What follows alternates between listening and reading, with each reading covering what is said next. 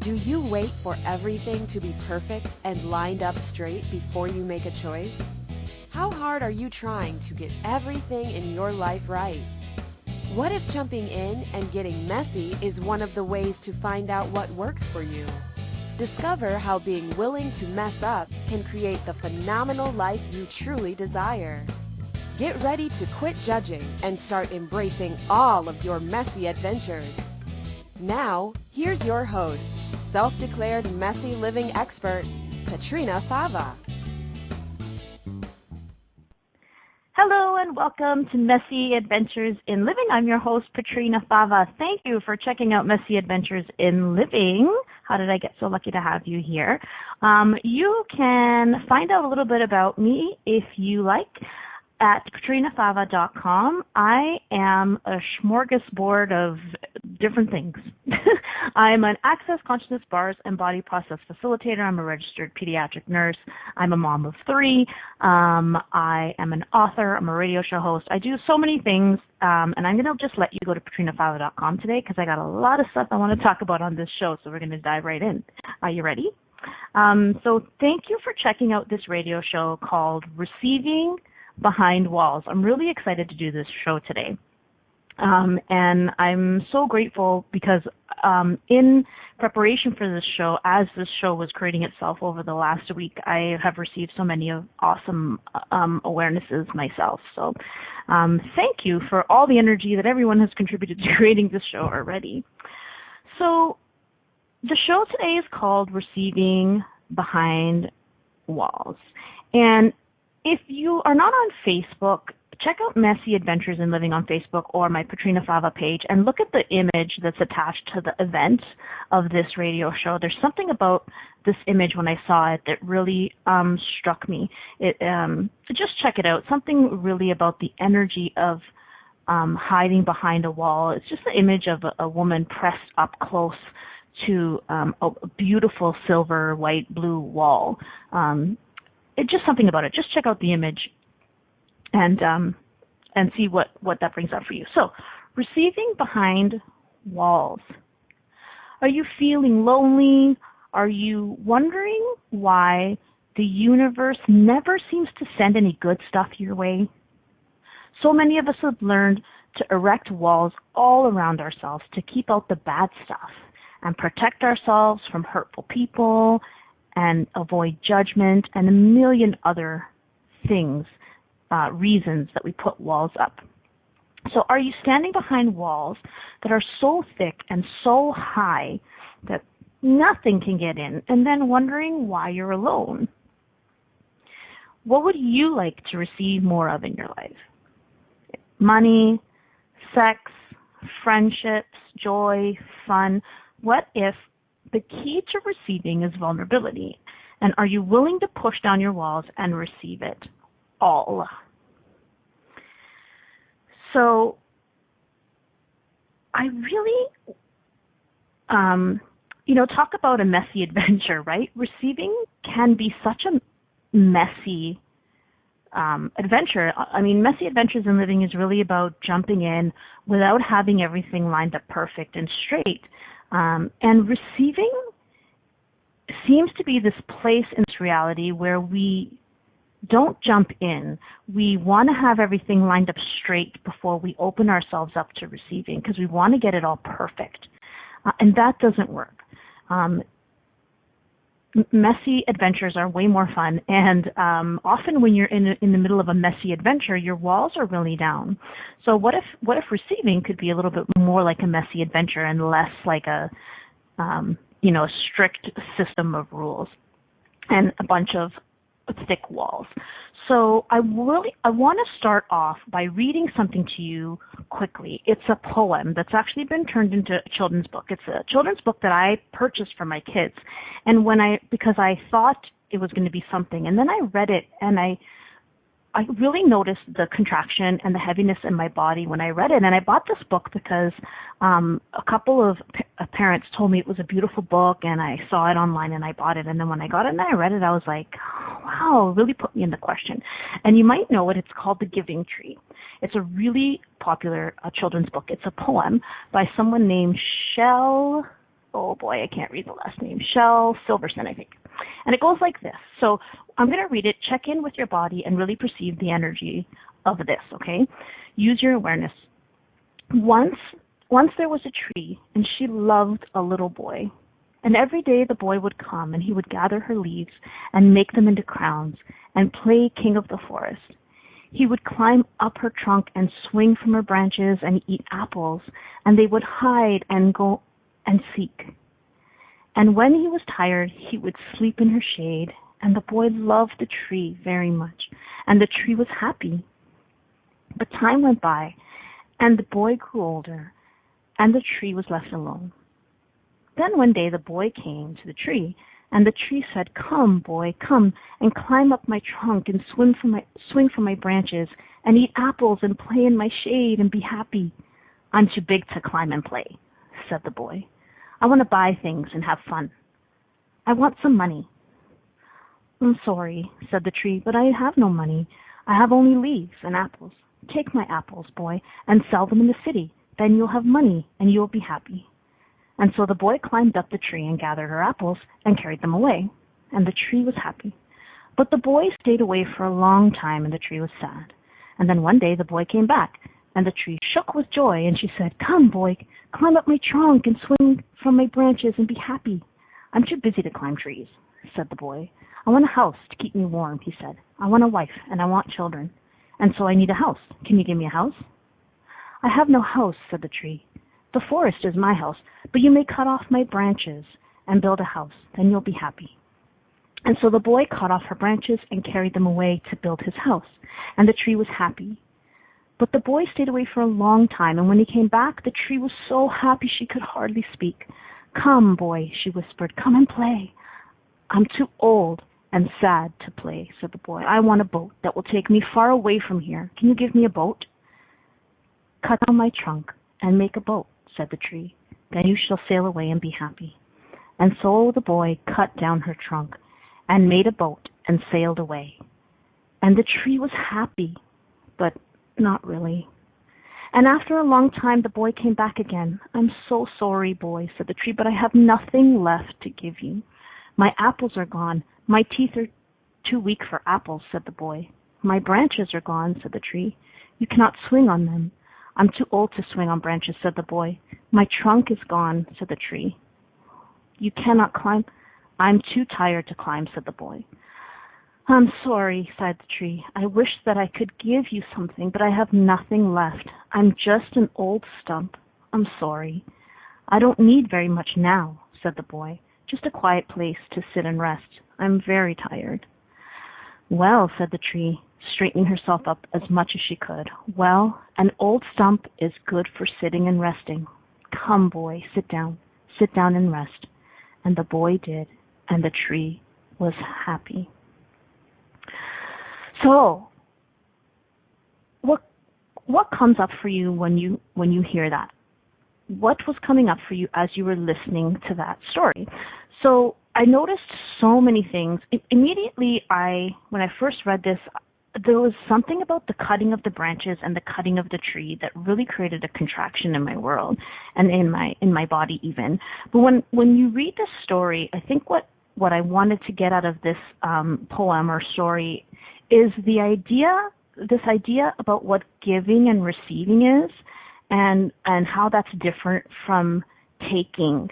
And how much have we learned in this reality that life is give and take, and how many points of view do we have about giving, and that we give until we're depleted. So like this poem really for me almost represents a relationship between a parent and a child, in this reality anyways, about giving and giving and giving until you're empty.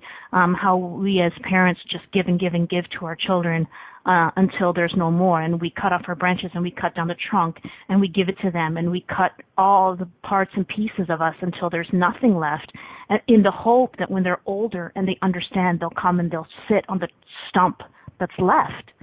And I think so many people look at this poem and look at this book and look at the beauty of this is what it means to give. You give until you have nothing, and that's the love of a parent. But I look at it, and I'm asking questions, and the question that I ask is, at what part of this poem and what part of the story is this boy receiving, and what part of it is he taking? And there was a part that said, and the tree was happy but not really. And the boy asked for money, and the tree didn't have money, but the tree had apples, so they were sort of money. And the boy was like, well, okay, I guess it's not money, but I'll have it. So anyways, we're going to get into more detail, but I just wanted to start the show off with that. And if you have a chance, you can look up The Giving Tree by Sheldon Silverstein, The Giving Tree. If you want to read it again and again, it took me a few reads to really tap into the energy of that and look at all the interesting points of view that are in this poem that we have believed and that we have come to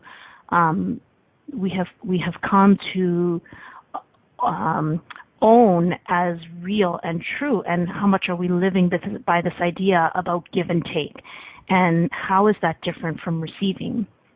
So what does that have to do with today's show? And I just want to say welcome to everyone in the chat room. Thanks for joining us there. If anyone has questions, please, I would love it if you would call in. I like to play with you on the phone. Okay, so what is receiving? What is receiving? Do we really know what receiving is in this reality? How much have we decided that receiving is the same as taking or getting? When you receive a gift, is receiving a gift the same as accepting a gift? Is it the same as getting a gift? What are the differences? And are we picking out words? Tap into the energy of those words and see, and what do you know? So how much, so ask and you shall receive is one of the amazing truths, the most beautiful truths of the Bible. And you might be asking, so you have spent so much of your life asking, but are you truly willing to receive all of that which you are asking for? Are you asking, praying, wishing, and then waiting and wondering why you don't get the things that you ask for? Are you trying to receive behind your walls? And is it not only walls, but have you actually created a box? Like, are your walls beside you and above you and below you? How much have we decided that receiving is also waiting? So, you ask, you pray, you wish, and then you wait. And you're like, okay, universe, go. Give it to me. I'm waiting. So what does receiving really, really mean? I went to the dictionary because that's what I do. I'm a little bit of a word nerd. And I looked up the etymology of receive and take. And I found something really cool. So I'm going to tell you what I read about receiving. So receive, according to Etymology Online, and this is a dictionary that takes you way back to the 1800s, that often shows you the way that the words were originally intended, and you can really pick up on the energy of the words when you look at their meaning from several centuries ago. So receiving is regaining, to take back, to carry back, to take in, to take hold of, to welcome. And then it's to recover or take to oneself. So lots of talk about yourself, taking to yourself, taking back, carrying back, receiving. And then I looked up take, and listen to this. Money acquired by theft, to cheat or defraud. The basic sense of receive, when I went back and looked at receive again, and it said the basic sense of receive was to lay hold of, and it evolved into accept, and then receive evolved into meaning absorbed, like when you take a punch, so you like absorb a punch. And it also, receive also turned into to be affected by, as in to take sick, Have you ever heard the expression to take sick? To take sickness. Wow. I was like floored and almost a little bit excited when I read that definition of take.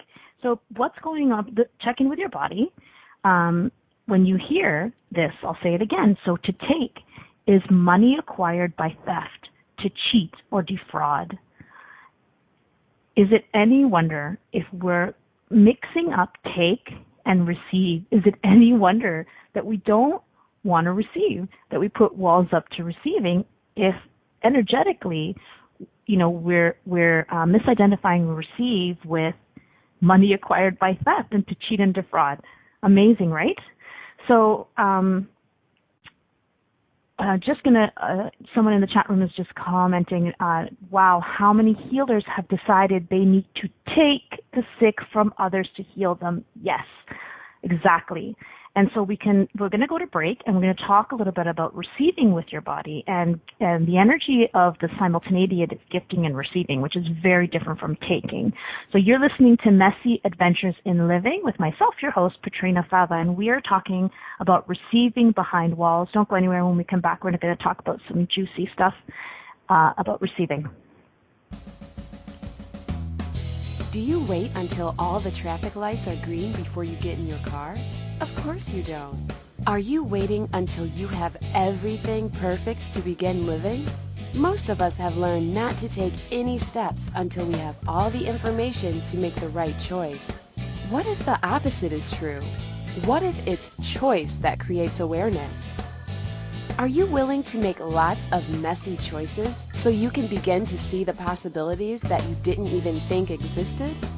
Listen for Messy Adventures in Living radio show with self-declared messy living expert Petrina Fava every Monday at 9 a.m. Eastern Standard Time, 8 Central, 7 Mountain, and 6 Pacific on a2zen.fm. How much more expansive would your life be if you were willing to get messy with your choices? What if there's nothing wrong with you? What if you're far greater than you've ever given yourself credit for? What if it's time to know the gift and the contribution you are to the world and to like yourself a lot more? Hi, my name is Dane here. 13 years ago, I started to truly ask questions. Actually, I started to be the question, and everything changed for me. Asking questions opens doors to infinite possibilities. And it's not about finding the answer. It's about being the question. Always. What I'm inviting you to step into is something that Einstein, Marie Curie, Newton, Da Vinci, Gandhi, Picasso, and Aristotle all knew to be true. What if no question is too big or too small? What if anything is possible for you? What if together we could create a kinder, gentler, happier world? Is now the time? Go to beingyouclass.com and sign up for a free video series, My Gift to You. beingyouclass.com.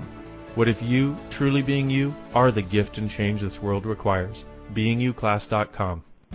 You're listening to Messy Adventures in Living with Petrina Fava. To participate in today's show, please call in the U.S. 815-880-8255. In Canada, 613-800-8736. In the UK, 033-0001-0625. Or you can Skype us at a2zen.fm. You can also ask questions or comment by email by sending to Petrina at petrinafava.com. Now, here's Petrina with more messy adventures. Welcome back. You're listening to Messy Adventures in Living. Thanks for joining us. Thanks for coming to play today. Our radio show is called Receiving Behind Walls. And before we went to break, we were talking about the difference between receiving and taking, and found a really interesting definition of take, which is something we often misidentify receiving as. And the definition of take in Etymology Online is money acquired by theft and to cheat or defraud. So I'm going to just clear whatever energy is on there using something called the Access Consciousness Clearing Statement. So everywhere you have misidentified and misapplied receiving as taking, and therefore not allowing yourself to receive because you don't want to be a taker, will you destroy and uncreate and all that? Right, wrong, good, bad, pod, puck, all nine shorts, boys and beyond. So that thing that I just said is called the Access Consciousness Clearing Statement, and you can find it at theclearingstatement.com. It's from a body of work called Access Consciousness, and I'll let you go to that website and get the information by yourself. So taking, so just in the chat room, Eleanor is saying, this is why I sometimes feel wrong when I receive a huge tip because it feels like taking. Interesting, and that's the energy of money there. So, how much taking is theft. Yeah. So, Eleanor, I wonder across all lifetimes and other lifetimes and dimensions, what if you were a thief in a past life? And what if you swore you would never be a thief again? And is it possible that some of that weird energy of taking when you get a huge tip, if it's present, is carried over from some other lifetime? So if you'd like to destroy and uncreate all that, we can, right, wrong, good, bad, pop, puck, all nine shorts, boys and beyond. So now you have a new awareness, and what you can do. So anytime you have some funky energy coming up around receiving, and you're misidentifying receiving as taking, or anything else, you can ask this question: Universe. It's not really a question. Well, it kind of is. Universe, show me the energy of receiving. So if you get a big tip, and you feel a huge contraction in your body and in your world, and it reminds you of theft, remember that this is the energy of taking. Universe, show me the energy of receiving. Awesome. Thank you for that, Eleanor. That was amazing. So I wanted to talk a little bit about walls. We're going to go into what are your walls. If you could give your walls, what are your barriers to receiving? What are the walls that are stopping you from receiving everything? What are they called? What are their names? What do they look like? I'd like to explore some of those now. But before that, I wanted to talk about the moon. So the moon is an amazing example of the simultaneity of gifting and receiving. So when you take, what's implied with taking is that when you take something, the other person has less. So the Giving Tree, the poem that we read the poem called The Giving Tree at the beginning of the show. And the little boy and the tree, was that a simultaneity of gifting and receiving? So when in the beginning, when the boy was sitting and playing and climbing and playing with the leaves and having fun as a young boy, was that taking from the tree? And then when the little boy grew up and went back to the tree, and the boy said, I need money, and the tree said, I don't have money, but I have apples, you can have these. Was the energy different? Did you feel the difference in the energy? So how much was the boy receiving in the beginning of the poem, when the boy was coming and gathering the leaves, making them into crowns, playing King of the Forest, climbing the trunk, and then when the boy came to the tree and needed money, and the tree said, I don't have any, but here's some apples, the energy started to change to take energy, because the boy was taking the apples and going to sell them so he could have money, and was not sitting with the tree and was not playing in the branches and making crowns out of leaves. So it was a really difference in energy. So back to the moon. The moon, if you look at the moon, have you ever looked at the moon when it's full and it's dark and it lights up the whole sky, and it's just beautiful and bright, and you're like, who has the lights on outside? And you look outside and there's no lights, but there's the moon shining very brightly. Did you know that the moon is dark? The moon doesn't emit light, right? The sun emits light, but the moon itself does not emit light. But it receives light from the sun, and then it is lit. And we receive light from the moon because the moon receives light from the sun. Oh my God, it's such a beautiful analogy. I love it. The moon receives light from the sun. It's dark. It receives light from the sun, and we in turn also receive that light from the moon that it's receiving from the sun. If the moon didn't receive the light from the sun, we would have darkness. So by cutting off your receiving from others and from the world around you, how much are others also not receiving? Because you're not receiving. And when you do receive, and when you truly receive, and when you drop your walls and you lower your barriers and you completely and in your most vulnerable state truly and totally receive, how much more do those around you also receive? We receive light from the moon only because the moon is willing to receive from the sun. It is beautiful. Please, anytime you're having trouble receiving, remember the moon and remember how much the moon gives light only because of its ability to receive. Okay, so what are your walls? What walls do you have? Here are some that I identified. Taking is one of them. So we already went into taking and blasted all of that crap around taking. Taking is more of an energy of depleting the other person. So receiving does not deplete the other person. There's a simultaneity of gifting and receiving.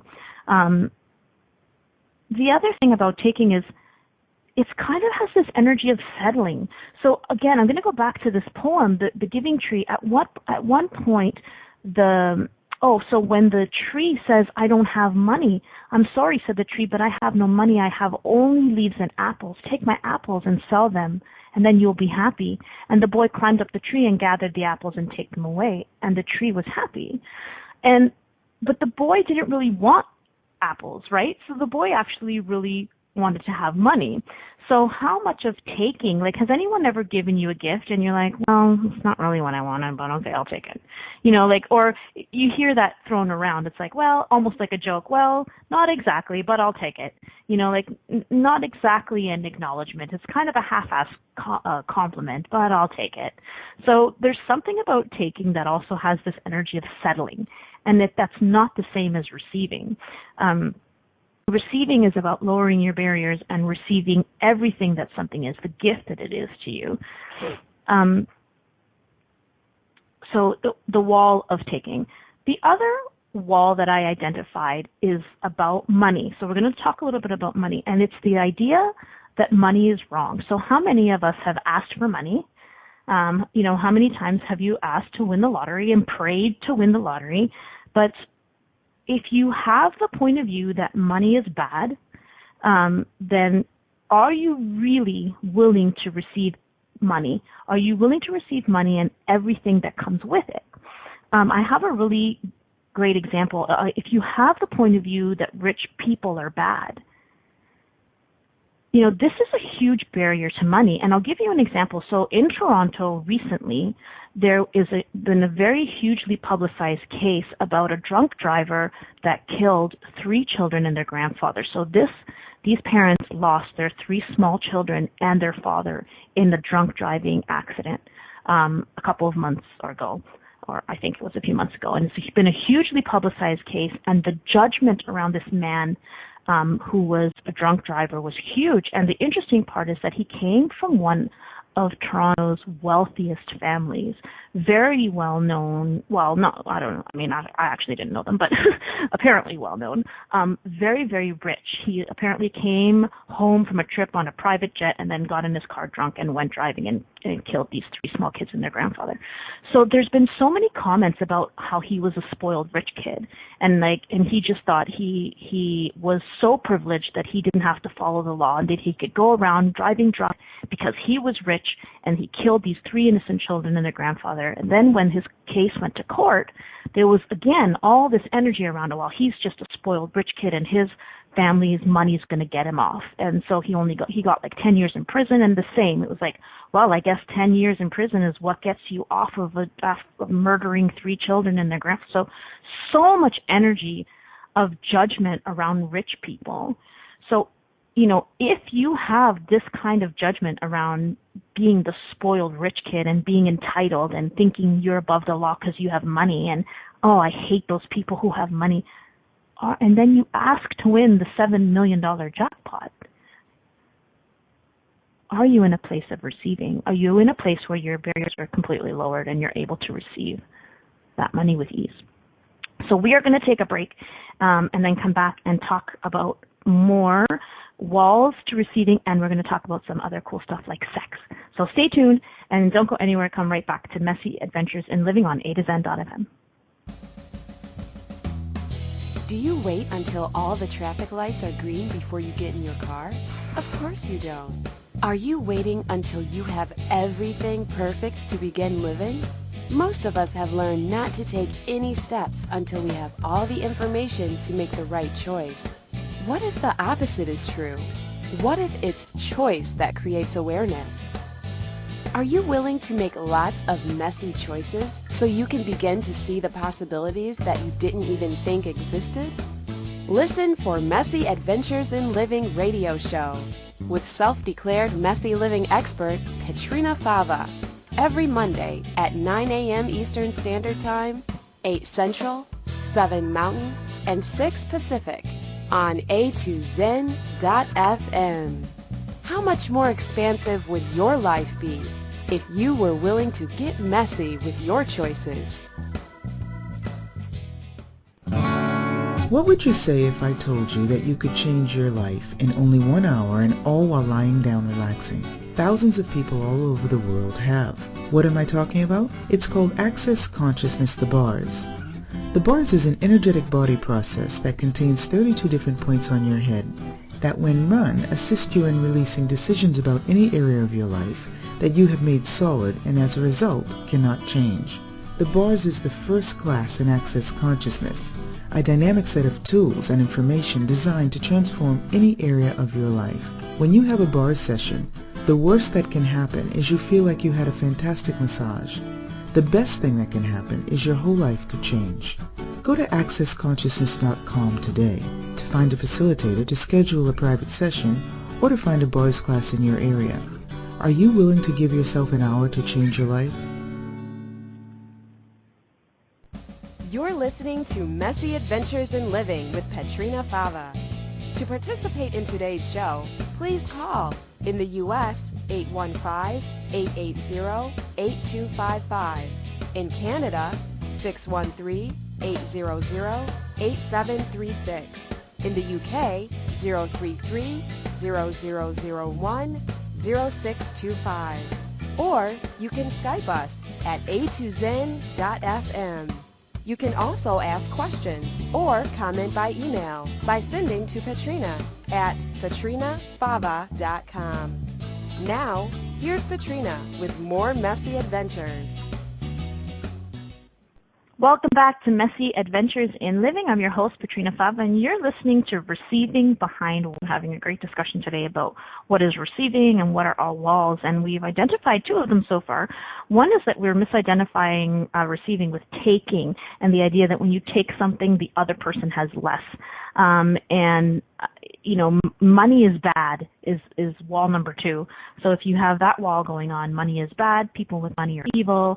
How much are you going to really be able to receive when you ask for money and you ask to win that $7 million jackpot? Also, I just wanted to mention with money, besides the money is bad wall, there's also this like sub wall that goes with it that's called the enjoying my poverty wall. So how much on some level are you proud that you were able to, feed your kids on $5 or you raised your kids as a single mom with very little money, and is that energy of being proud and that success with being able to survive on very little, how much of that is actually a wall to receiving more? So you might want to look at that if you have that wall going on. I wanted to look at another wall that we will call, let's call it the I don't deserve it wall. So, and this is gonna lead a little bit into sex and receiving with your body. So there's kind of two walls that go along with love and relationships. So how, if you're asking for love and you're asking for someone in your life and you're asking for more sex and more joy with with a partner, you might want to look at what walls you have, and is one of them the safety wall? Do you have a wall up to protect yourself from being hurt? So how much have we, you hear this in love songs so much, right? Like, how many love songs are there about breaking down my walls and letting you in and then getting hurt? Like, I broke my walls down, I let my walls down for you, I let you in, and then you hurt me. Well, fuck everybody else now. I'm going to put up my walls and I'm not putting them back down. So everywhere you have, everywhere you pushed, everywhere you were vulnerable and you had no walls and you dropped your walls and then you were hurt, will you please destroy and uncreate all of that? Right and wrong, good and bad, pot and pock, all nine, shorts, boys and beyonds. Would you be willing to keep your walls down and risk being hurt, whatever that means, and being totally vulnerable so that you can receive? The other thing that I want to look at with sex and relationship is this energy of I don't deserve. And I know this energy very well. So how much have you decided that you don't deserve to receive because there's something about you that's so horrible that you should not have anything good in life? I'm going to tie this in with sex because I'll tell you for myself, this has come up for me a lot being a parent. So I have 3 kids, and I've really noticed that I have had days when I have judged myself so harshly for being a bad mother that at the end of the day, if my husband even comes near me, and also my husband is amazing at gifting sexually, and at the end of a hard day of judging myself for being a terrible mother, I've yelled at my kids, I've done all the most horrible things possible that can be done by a mom. When my husband starts to touch me and invites me sexual energy, I literally, the walls fly up, and it's the I don't deserve wall. It's how can you be so kind and so nurturing and so loving to me after you just watched me be the most horrible mother on the planet today? And so, not that anybody else has any of that going on, right? So everywhere you have decided that you cannot receive because you don't deserve, and everywhere you have decided specifically that you cannot receive nurturing, your body can't receive nurturing, that you can't receive sex, that you can't receive sexual energy because you are a horrible person in some way, can you destroy and uncreate all of that? Right and wrong, good and bad, pot and pock, all nine shorts, boys and beyonds. Think about the moon. The moon doesn't go around judging itself saying, I did a bad job being a moon today, so sorry, sun. I can't, I'm sorry, sun. How can you offer me this beautiful light? Because, look, I did such a bad job being a moon today. No. You don't have to deserve to receive. You don't have to deserve to receive. You can just receive. And if you want to look at around and see others who are able to receive without judgment, check out a cat, check out kids even. Kids receive, young kids receive, they don't judge themselves. A cat doesn't judge itself. A cat will puke on your carpet and then come over and flip on its back and be like, I want my tummy rubbed. And then you rub it in and he's like, thank you. If you have a cat, you know how easily cats receive. If you want to know the energy of receiving, get a cat, because they are just so hedonistic, right? They're just touch me, please. Yes, I just puked on your carpet, but touch me anyways. I will receive it all. Oh my goodness. All right. So what else? What other walls do we have up now? What else? What other walls do I have going on? Oh, the giving back and obligation, which kind of ties into sex too. So do you have a wall to receiving that's called obligation? And are you actually not giving because you don't want to make the other person feel obliged as well? So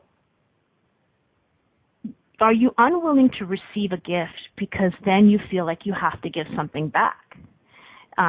Sexually, this comes back to sex too. How much do we cut off sex because we don't want we start getting up in our heads and thinking about how we're going to give back sexually. How much of a contribution to your relationship would it be if you were willing to just receive? So a lot of times when we think about changing something that's not working in our relationship, we look at what can I give the other person? How can I change what I'm doing so that I give them more? And I'm going to challenge you to ask, what can I receive? How much can I receive more in my relationship? What if I stopped looking at giving and stopped trying to give and just received? Because guess what? When you receive, you also give. Your receiving is a gift to the other person. Like the moon. When the moon receives the light from the sun, then all of us receive the light from the moon. So, if you were willing to receive from your partner, how much is your partner now receiving as well? Yeah, a lot of walls around receiving in relationship. And it's just, you think you're going to fix something by giving more, and that is a very interesting point of view. So everywhere you decided that you need to fix something by giving more of yourself and by cutting off all your branches and cutting off all yourself down to your trunk, will you destroy and uncreate all that?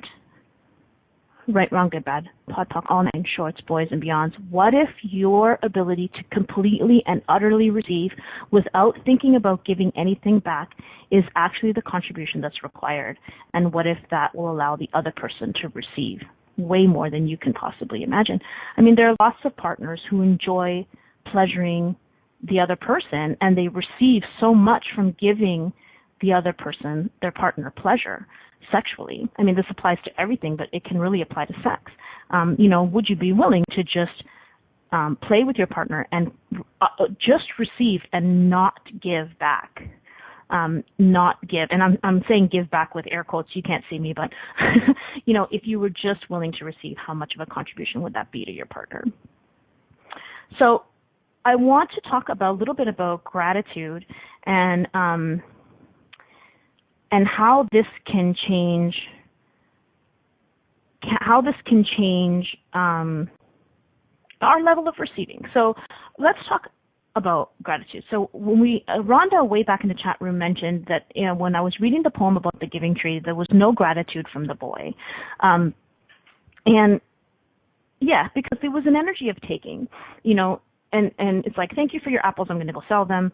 And so gratitude can really change your ability to receive. So gratitude is interesting to me, and I just did a show on this, I think, 2 weeks ago. If you missed it, check it out. The Lies of Gratitude. We've come to understand gratitude to be a should, and I call it the Oprah Winfrey gratitude, and I'm sorry, Oprah. I mean, what would it take to have Oprah listen to my Messy Adventures in Living radio show? But I will receive that.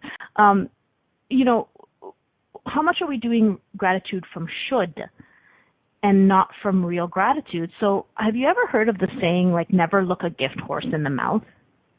And it's a saying that means, like, when somebody gives you a gift, you shouldn't look in their mouth, because people used to look at, you can tell the age of a horse's teeth when you look at you can tell the age of the horse when you look at its teeth.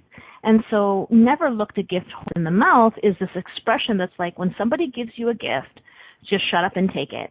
Don't analyze the gift. Don't judge it by checking the mouth. You'd be like, well, thank you for the horse. I wonder how old it is. Like, oh, you gave me an old horse. Like, what an asshole you are. Like, so this expression that means, don't look a gift horse in the mouth. Just be grateful.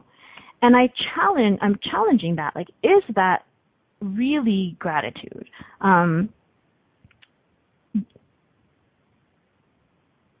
If you're judging the horse, are you really receiving the gift? Okay, I'll give you a different example. So this is something we do. We judge, we ask, and then when something shows up, we judge it.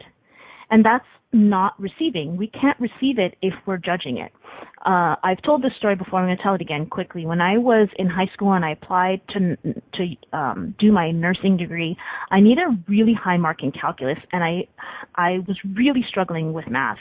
And I had this was I think my second or third time freaking repeating calculus, and I had to get something crazy like 90% on this one test to get a 60 overall, which is a mark I needed to get into university. And I was praying on my knees for a miracle, because I was like, I have never got a 90% in a math test, but please God, I really want to be a nurse.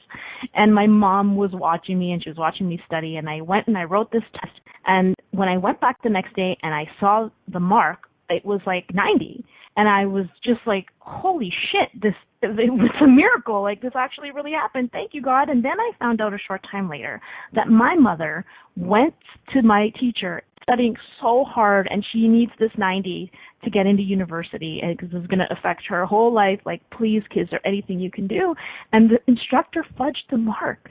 And I was pissed as hell at my mother. I don't think I've ever told her this, but I was mad. So, I got the mark and I got into university. It worked, but I was not grateful. I was a little bit grateful, I'll be honest. I was grateful, but I was not. I was 20% grateful and 80% mad.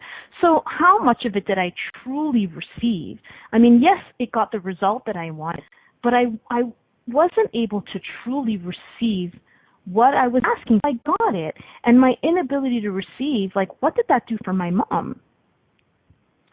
How much did I shortchange her by not fully receiving the gift that she gave me, which was, this is all I know how to do. I see my daughter, she's trying so hard. This is all I know how to do. I'm going to call up the instructor and just be look. So, please look at gratitude as this part of the simultaneity of gifting and receiving.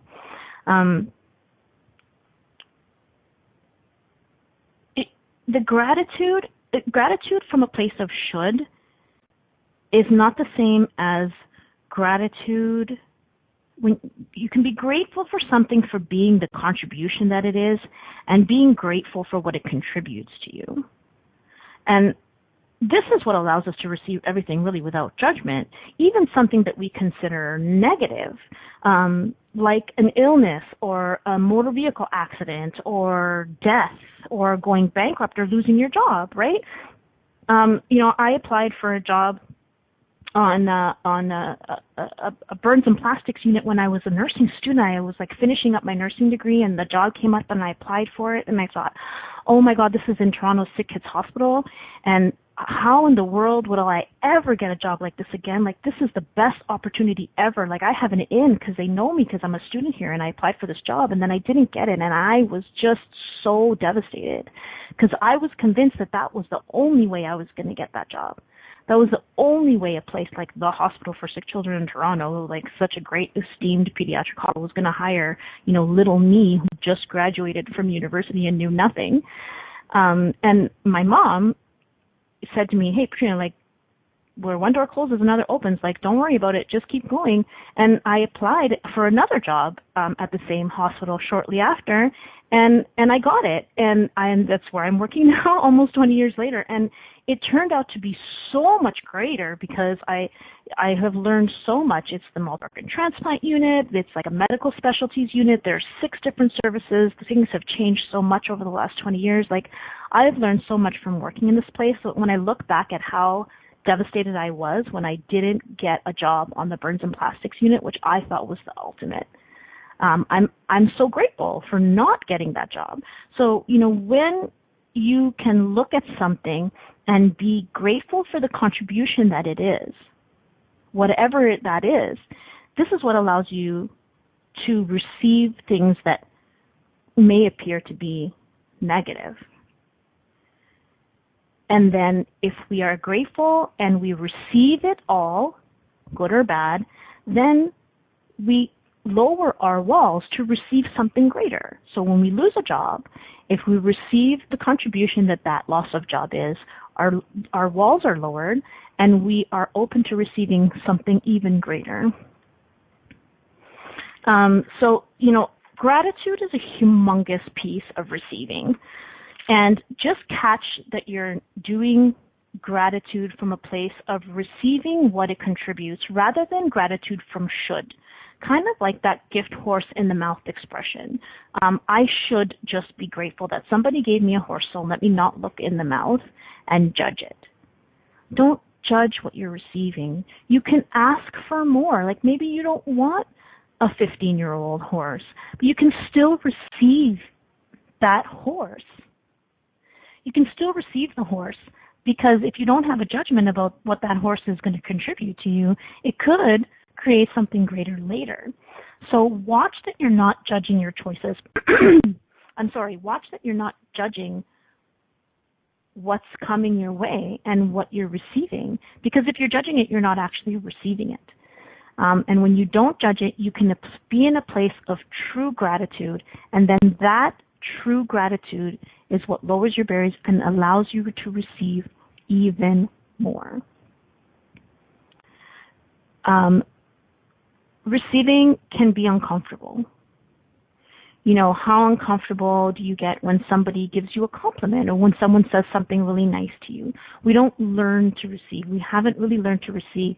We've learned about give and take, and we've learned that taking is wrong and that giving is greater, right? That's another wall, actually, by the way. You know, it's greater to give than it is to receive, but it's all in receiving. You know, what if receiving is greater than giving? I mean, and what if they're not greater than each other? And they're not, because they're one. There's a simultaneity with gifting and receiving. So if you think that it's greater to give than it is to receive, it's bullshit. And it's stopping you from receiving, which in turn is stopping you from giving. Just like the moon needs to receive light from the sun in order to give us light. If you're not receiving, you're not giving. You know, I challenge you next time you see the moon outside to remember that the reason that you have light from the moon is because of its ability to receive. And take a look at all the places in your life that you're not receiving, and think about all of the people around you who you would love to gift to and whose life you would love to expand, and realize that it can actually be really easy, and it starts with you, and it starts with you receiving rather than giving. And remember that giving and receiving they're not doings, they're an energy. Receiving is not a doing. You don't have to do anything to receive. Receiving is an energy. So when you're in a place where you know you're not receiving, whether it's in relationship or if it's around money or it's around friendship or jobs or joy, when you get that you have a wall up around receiving and you think you have to do something to change it, remember that receiving is not a doing. It's an energy. And you can ask, universe, show me the energy of receiving. And then lower your walls, willing to be uncomfortable, and receive everything around you for the gift that it is. Because you don't have to go out and find it. It's there. It's already out there. You don't actually have to go looking for it. There is a quote from Rumi, and I would like to possibly end with this, although we still have a minute and a half, but I'm gonna read this quote anyways. Your task is not to seek for love, but merely to seek and find all the barriers within yourself that you have built against it. So please remember, you don't have to go out and look. All of those things that you are asking for are already here. They're already there. They're already around you. Your walls are up. So what would it take to drop your walls completely and just receive, because it's right there? Your task is not to seek for love, but merely to seek and find all the barriers within yourself that you have built against it. Thank you so much for joining me today on Messy Adventures in Living, talking about receiving behind walls. Have a great week receiving everything around you. Join us next week. Goodbye. Thanks for playing with us on Messy Adventures in Living. Petrina Fava will return next Monday at 9 a.m. Eastern Standard Time, 8 a.m. Central, 7 a.m. Mountain, and 6 a.m. Pacific on a2zen.fm. We'd love to have you join us again. Until then, have fun creating your phenomenal life, mess and all.